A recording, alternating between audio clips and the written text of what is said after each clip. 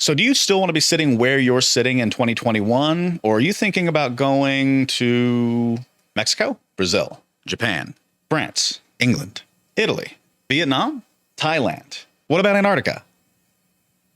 Probably not. The point is that if you're looking to get out of your current position and move somewhere else, whether it's for retirement or whether it's for you trying to choose a different course in life and utilizing travel as a part of it, there are a lot of questions that we need to go over. Now, some of you who are watching this video probably can't. You're in a brick and mortar position, or you're in a job that maybe has a pension requirement. Completely understood. And we talk about that as well. But if you're in a transitional piece, whether it's you're thinking about it, we're going to go over some questions that you really need to think about even more, or maybe some things that you haven't thought of yet. And if you're really ready to go, it's the next step in the process of where to go, why to go, and how. And again, it's whether you're in retirement or ready to get out of here right now, or it's I've got a part-time career that I'm trying to make work online and I can be anywhere in the world. What choices do I have?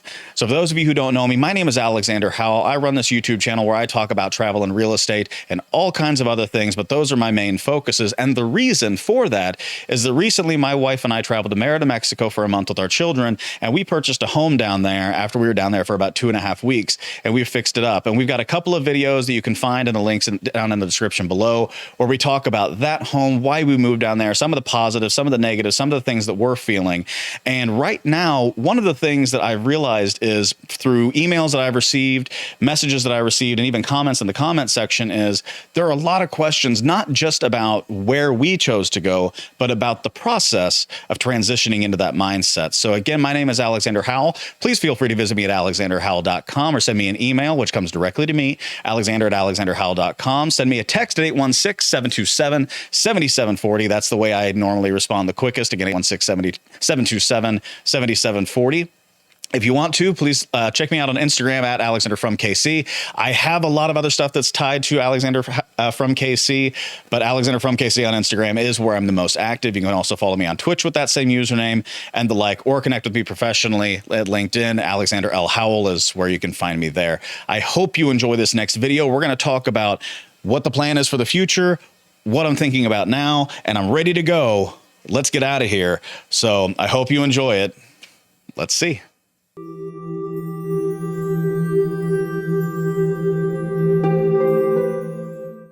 So as we're having this conversation, one of the things that I really want to push the understanding of is it is very obvious that not everybody's going to be in this situation. So if you find yourself watching this video and you're like, look, I work, I've got 13 years left in order to get my pension, whether I'm a police officer or a teacher or something like that, please understand. I know that not everybody is going to be able to transition into this. And a lot of what you're seeing now are people who are, quote unquote, digital nomads, which I've done a video about in the past, but it's somebody who can actually pick up their career and leave. And sometimes that's something like an attorney that we traditionally think of as a brick and mortar career type. But sometimes that's, somebody who's starting a marketing agency online or an SEO, or even somebody who's got a popular YouTube page. As long as you've got a camera, a microphone, and a computer, you can pretty much do your job in that position from anywhere in the world. And even right now, as we've seen during the pandemic since, this time last year, people who have transitioned into home offices are finding that they can pretty much move anywhere and do their job. Now, is it a little bit more difficult at times? Yes. Do you need more space at times and sometimes that you don't have? Of course, and especially if you have kids at home, that's the understatement of the century. But what we have seen is as we've transitioned into this ability to work from home for quote unquote non-essential employees, we've seen the ability, or we've seen a transition into the ability to work elsewhere. So again, I have people in my family that are teachers. I have people in my family that are nurses and cops, and they have a different retirement model than somebody like myself does that works in real estate and can do in what I do, can work online, offline, or otherwise. So let's get that out of the way first. So the first thing that I'm going to say is, if you're somebody that's looking at this title and thinking, absolutely not, you can still take some pieces from this that I think are very important. And a lot of what that is if my plan is that I want to move to Mexico, but I know I can't do it for 5, 10, 15 years. What are the steps that I can take right now to do it? And the first thing, as a former financial advisor, I'm going to recommend is find a financial advisor. That's not me giving advice about the stock market. That's saying that one of the best pieces of advice that I can give you is find somebody that you trust that can help you put the numbers in order so that you know exactly where each dollar that you put into retirement funds, into your kids' accounts, whatever it might be, all of those are helping you transition into the number one goal that you set for yourself. Now, first of all, my number one goal isn't to retire to Mexico. My number one goal is to pay for my kids' education, because that was something that was given to me when I was a kid, and it helped me a lot starting out. It helped me from graduating college with 0 as opposed to negative, and that's personally one of the biggest gifts that my parents could have ever given me, because I was able to do a lot more things earlier on. So when my wife and I spoke about it, that was something that we really put an emphasis on, even from before our kids were born. So that's just an example, personal to all of you. That was number one for me. We're on a really good track right now already, but we still have a ways to go. If we're going to transition to Mexico in 2021, 22, or otherwise, the question has to be, is that going to help with that, with everything else that we have in line? So that's a question. And for somebody that isn't able to move right now, that would be the first thing I'd say. Find somebody that's going to be able to show you exactly what your goals are short term, to make sure that your long-term goals are able to be funded, and funded very well. Just in case anything happens along the way, you're prepared. And that way, the moment that you say, quote unquote, I am retired, you are, and you're ready to go wherever you want to go, whether that's Mexico, Scotland, Croatia, no matter where the case is. If you have a plan in order, set your goals to achieve it, and you'll be good to go. But if you're not able to do it now, totally understand. So the next thing is going to be, how grounded are you to your current position? And this is something that I've discussed on a lot of videos thus far, because my wife and I, not only do we have kids, but we have young kids that are about to transition into school, which we've always planned on them going to public school in the States. And then on top of that, I also have my family, my parents and my brother. Actually, my parents live 10 minutes from me. My brother lives probably 7 minutes from me. And that is an amazing thing to be able to have. Even my in-laws, who have always actually lived closer to us, they're all in Kansas City, and they live 20 to 25 minutes away. So my children are able to see their family almost any time. As long as we have 20, 25 minutes to spare to get over there and that amount back, they can see their cousins, they can see their aunts and uncles, they can see their grandparents. And that's pretty incredible. On top of that, as I said previously, before the pandemic, I would have said it was basically impossible, because my wife has always gone to an office. I've always kind of done real estate as I had done, which is going to house to house to house. But she works at a brick and mortar and always has. She traveled a lot within the States, and that will come back to some effect. But that's why we were grounded, is because of family and kids and school and work. And that makes it more difficult. So you have to kind of figure out, am I grounded in the sense that I can't make this work? Or am I grounded in the sense that, you know what, if I spend 3 months away and we come back and we see our family for 2 to 3 weeks, then we go back and go forth, does that work with my professional life? Does that work for my kids? Does that work anywhere? Or, you know, and again, I discussed this on the last couple of videos, part of the reason that we ended up building a little bit more to our home than we did was specifically so that our family and our friends could come down and stay with us and not feel like they had to see us 24/7. You know, they can come down for a week or 2 weeks, whatever it might be, or grandparents when they're retired even longer, and they can have their own space, make their own meals if they want to, or they can come down and hang out with us anytime they want as well. But that was our choice. If we decided to move down there earlier than what we assumed we would, we wanted to make sure that our family had a space where they could feel comfortable being completely on their own, just so they could have that, you know, alone time. That sounds weird. Anyway, alone time to themselves, to make sure that they still kept their own life, but they were still close to us as we want them to be. So it's a complicated one, but the number one question is, how grounded are you, and how willing are you to kind of cut ties with certain pieces of that? In our case, it's the most difficult question we have. That's why we're not down there right now. And it's snowing outside, and it's like 82 in Merida. And that's really unfortunate, because when I go outside, my face hurts, but family's 10 minutes away. So it's a transition. It's a question. And even we're facing it, somebody who talks about this stuff all the time. So one thing that I do want you to think about a little bit when I talk about grounding how are you grounded to your current lifestyle? I don't want you to think about your house or your car. I want you to think more about the stuff that's really difficult to leave, whether it's coworkers, whether it's family, whether it's friends, whether it's just lifestyle here. And the reason that I say that is a lot of times when I tell people, well, how grounded are you? They say, well, I have a house. You can sell a house. Well, I have a car. You can sell a car. Well, I have these items in my house. Well, you can put them in storage. You can ship them to you. You can bring them with you. You can do a lot of different things. You have a lot of different choices, but that doesn't necessarily mean that you're grounded. That just means that there's some obstacles to come in the way. There's some things to plan on. And especially if you do put something into storage, that's just another expense that you have to think about. But it's also one that you can look at over time. So if you kind of determine, well, I really like this set of couches and I've got kind of a house full of furniture, I'm going to put it in storage. And then you live in Merida for 6 months, or you go to Puerto Vallarta and you live there, or you go anywhere, you go to Honduras or Ireland, and you decide, I don't really need all of that stuff. I want to keep the stuff that means a lot to me. I want to keep, this thing that my grandfather gave me, or I want to keep this, piece of equipment because it has a nice value to me. I understand that completely. But what I would say is maybe you don't need the couches if you love living over there full time. Maybe when you come back, you can just rent a place that's furnished for a little while and you're good to go. So think about those things when you think about being grounded. Try to put those out of your mind and think more about the stuff that you're not going to be able to see every day like you can right now. And I know one of the things that, especially when I hear from people that are, say, from New York City, is I can walk out of my apartment and have anything I want within a block. And I live in Kansas City. I can't have that. I could live downtown, but there's nowhere that I could really feel like, well, I can go do anything that I want within a block unless it's ridiculously crowded and like the loop of Kansas City, which is kind of the really central downtown area.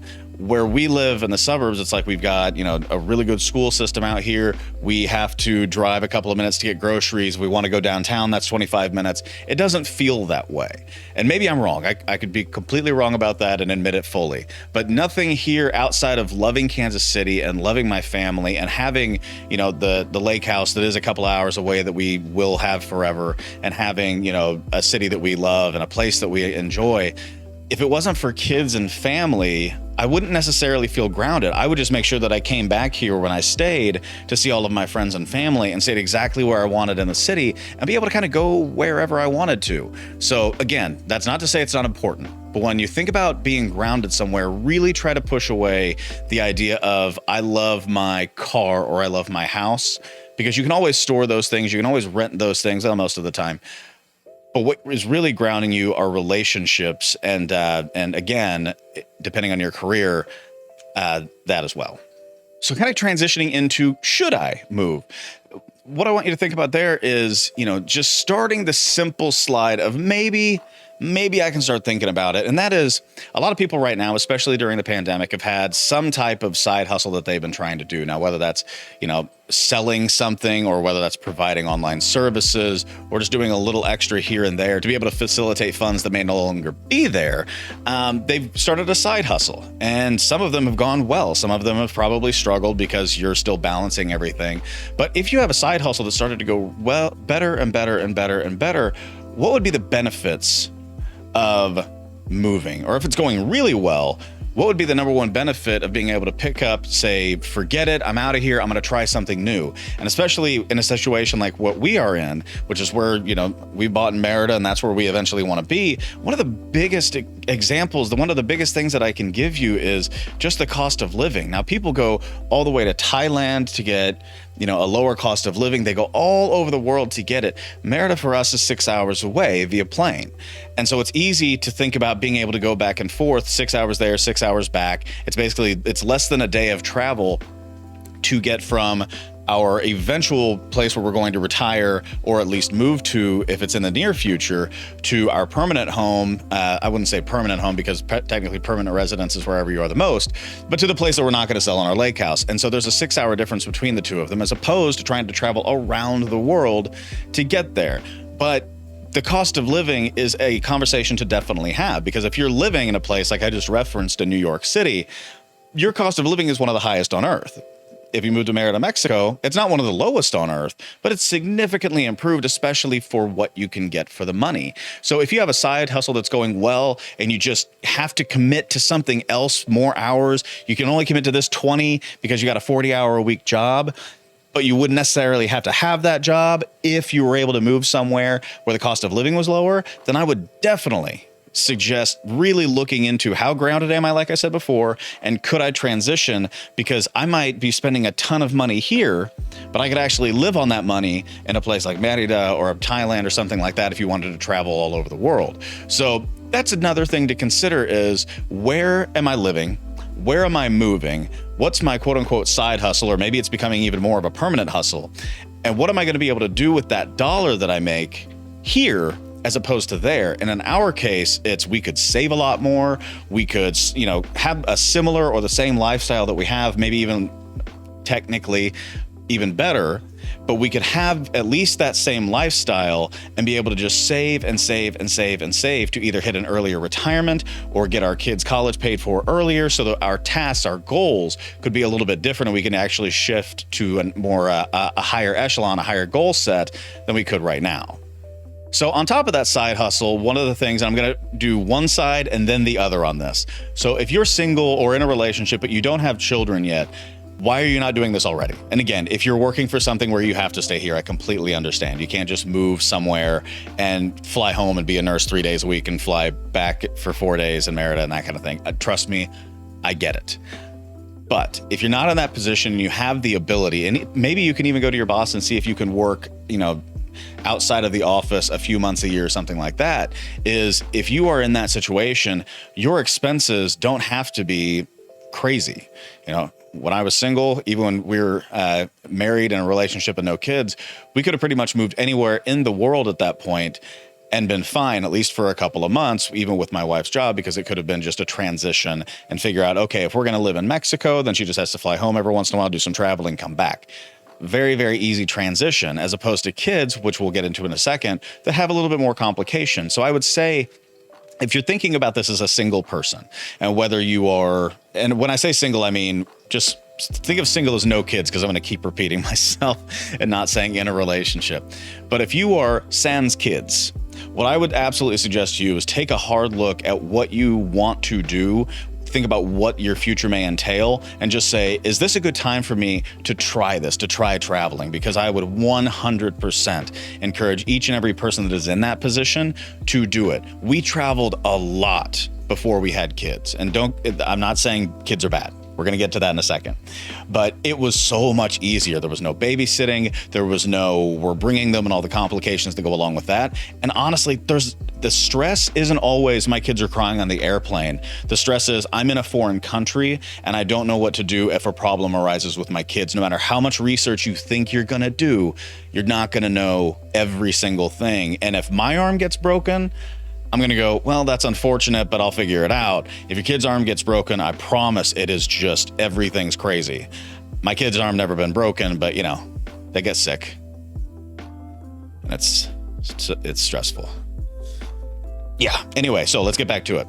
But if you're in that position where you don't have kids, where you're not really quote unquote tied down, I would absolutely suggest that you try it. Even if it's for a month, a couple of months, go out, find somewhere, circle the globe, point to it. If you don't want to go there, try it again. But find a place that you want to travel to, that you think you'll enjoy, and go to it tomorrow. Maybe not tomorrow. Maybe plan for it a bit. Maybe make sure your parents are informed so they don't freak out about you because you're their kid. But try it. Go somewhere in the world. Make sure that you can pay for it. Make sure that you're not going to starve or anything like that. But if you're in a position where you can work online or you can work on the phone, whatever it may be, find somewhere in the world that has good internet and a good phone connection. Bring your laptop. And if you have video conferences, bring your camera, bring your microphone, and head out. I promise you, I swear to you, you will never, ever regret it. Unless you get eaten by a lion. Then you can come back to this video and comment on it, and I'll apologize to you. But most of you will not regret it. It'll be fun. Okay, so now that I just harped on having kids and not having kids and with the positives of not, let's talk about the benefits of it. Now, one, kids are awesome. And two, I personally believe the kids benefit from having experiences that take them out of their normal realm. If you keep kids in the house or they only do the same thing every day, the moment that they get on a plane, that's probably when they're going to freak out. Or they go out to dinner and they're not used to it, that's when they're going to freak out. Or if they go to a foreign country, that's when they're going to freak out. One story that I've told in an earlier video was, my sons had never really, they'd been out of the country, but my oldest especially, he was 4 when we went on our month-long sabbatical to Merida. And there was a day that we went to the mall, and he was playing with himself with his brother on this little indoor jungle gym thing, and it was really cool. They were really having a good time. And then a few kids came up that were from Merida. Now they were speaking Spanish. My son only English. My son, just in the time that they came up and were kind of like their friends, obviously, they were playing by themselves, or they were playing within themselves, and my son wasn't really able to communicate, obviously. And I found, he kind of wandered off, and I was watching him, and he huddled in this one little area, and I found him, and I asked him what was going on, and he was really sad. He was on the point of tears, but he wasn't there yet. And he just said, those kids don't like me. And it broke my heart. And it does every time I tell the story. And the reason was he just didn't understand that there was a communication difference. They weren't trying to avoid him. I'd watched them the whole time. They were just kids being kids, having fun, kind of, probably looking around at him like, oh, this is different. But that was it. They were super nice, having a great time. Their family was kind of in with them, and they were kind of, if Connor came around, they were like, hey, get on the swing. But he just didn't understand. The more your kids are in those situations, the more they're going to understand, even if they can't learn every language. But whether they're here, whether they're somewhere in the world, they're going to understand it's not that somebody hates you. It's not that somebody doesn't like you. It's just that they can't communicate with you, and that's okay. You guys can still share. There's the common language of kindness, right? And so they're going to understand that, and they're going to appreciate it. And if you do decide to do what we did and just take, a quote unquote short trip, a 1 to 4 week or whatever it might be trip out of town, that's going to benefit them greatly because those lessons can be there. They're going to understand that. But on the other side, if you decide to move somewhere permanently, that lesson is going to get even greater, in my opinion. And again, that's my opinion because I can't give you facts because I haven't ever done it. But anybody that I've ever talked to, ever seen, ever dealt with, their kids come back from those experiences with a little bit higher level of understanding and learning of other cultures because they've seen them, as opposed to only being around the things that they're used to. And I always quote this on my podcast, but there's a line by Mark Twain, and I'm going to paraphrase it horribly here, but it's basically, most problems in the world today could be solved if people just traveled more. Look it up for me, get it going. But that's the quote. And I really appreciate the meaning behind it, because from what I've seen in the world, the more that you travel, the more your understanding of people becomes. You might see on headlines and 24-hour newscasts and stuff like that, we don't like this country doesn't like us, blah, blah, blah, blah, blah. People like people. That's the number one lesson. People like people. And there are going to be some people that see you and hate you immediately. There are going to be some people that see you and are willing to interact. And there's going to be a lot of in the middle. But from what I've seen, the more you travel, the more you understand and the more you appreciate. So I would say kids are the same way. And the small things are going to be finding schools for them that they're going to work out well with, making sure they understand the transition, just getting them in the mindset that things are going to be different. But kids are so good at adapting. And as long as you're fine with it, as long as you give them comfort, they're going to be okay. We were only there for a month. But outside of that one circumstance and a couple of, toddler incidents that happen, and all that, they had a great time, and they still talk about it to this day. Oh, and one more thing. One thing that you're going to have to think about with kids too is whether you're homeschooling or you need to find a school in the area. For instance, I and my wife know that we could not homeschool our kids. It's not that we don't appreciate it. It's not that we don't have admiration for the parents that can. We absolutely do. I look at that and go, I don't know how you do it. I'm amazed.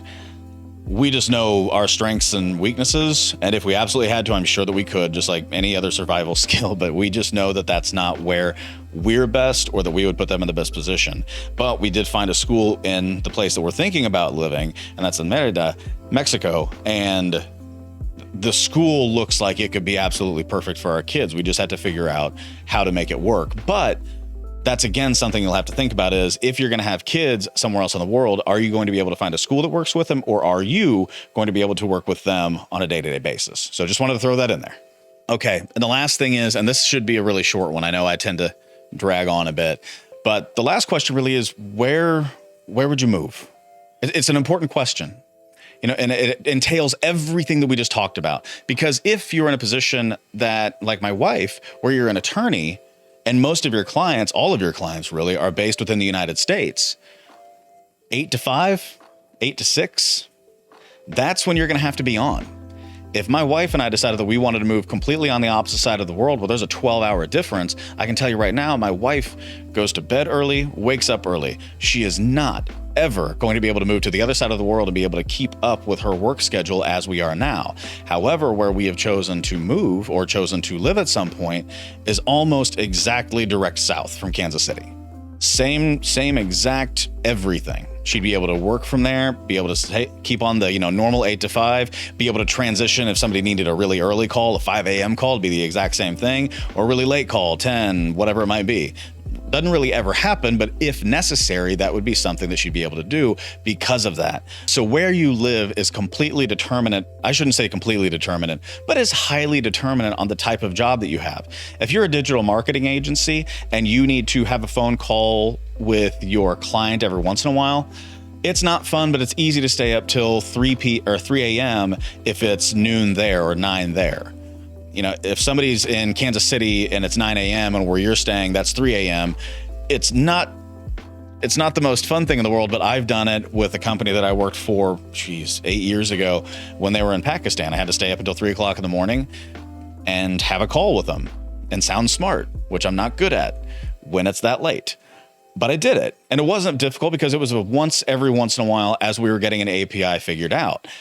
That being said, you are going to have to kind of make those determinations and see exactly what you're able to do. If you're in the same time zone, if you're direct south, much easier. If you're a few hours here and there, still easy. 12-hour time difference might be a little difficult. Determine what you do, how you're able to move, and that'll help out a lot. Okay, I think I said last, but we'll say this one's last. Other thing is, and I know I already hit on this a little bit earlier, but cost of living. It'd be really cool to think about moving to a place that's, like I always think about Paris, France. It's a very beautiful, very interesting place. Rome, London. But the fact of the matter is that if I go from Kansas City to there, my cost of living actually increases. Whereas where we're thinking about going, it goes down, and it helps us to accomplish a lot of other goals. So just think about that in the back of your mind always as, okay, I want the same or better lifestyle, if that's the case. And this is kind of what the whole plan is on why to move is, I'm either going to save a lot of money and I'm going to move to a place like Rome, like Florence, like Paris, or I'm trying to save a little bit. I need to move to a place that has a lower cost of living. And that might be I'm in retirement and I can only spend this much money. So I'm going to do that. Or I'm a digital nomad and I'm really trying to save money. So I'm going to move X here. There's all kinds of different reasons to move up, down, whatever it may be. Just always keep that in the back of your mind. The cost of living is definitely going to be one of your number one thoughts when transitioning into a new lifestyle, no matter where you move. All right, ladies and gentlemen, and that is it. I hope you enjoyed the video. Again, my name is Alexander Howell. Please feel free to visit alexanderhowell.com. Got all kinds of cool stuff there. Send me an email, alexander@alexanderhowell.com. That's my personal email address. They all come to me. Guys, I apologize. I've been a little late. It is January 27th of 21 today. If you have emailed me within the last week, I was traveling and then I was sick. So this is the first day that I'm actually not doing either of those things. And sick was bad. Sick was really not fun. Not Corona sick, other sick. But so I'm back. If you guys want to visit me at Alexander from KC, I'm normally on Instagram. I've got Twitter and all those other things, but Instagram is my normal one at Alexander from KC. Twitch, I'm also available on too, twitch.tv/Alexander from KC. So always feel free to text me as well. That's where I normally get back to you guys the fastest. 816-727-7740. Again, 816-727-7740. My name is Alexander Howell. I really hope you enjoyed the video. If you've made it this far, again, please like and subscribe to the video. Hit the notification bell if you want to see anytime one of these videos goes live. And now that I'm actually in town, solid, and not sick, we're going to try to get some live times where I just go live and hopefully get a set schedule going there as well. Everyone who is subscribed to the channel, thank you so much for being a part of this community. It is always, always, always very much appreciated. And as always, peace.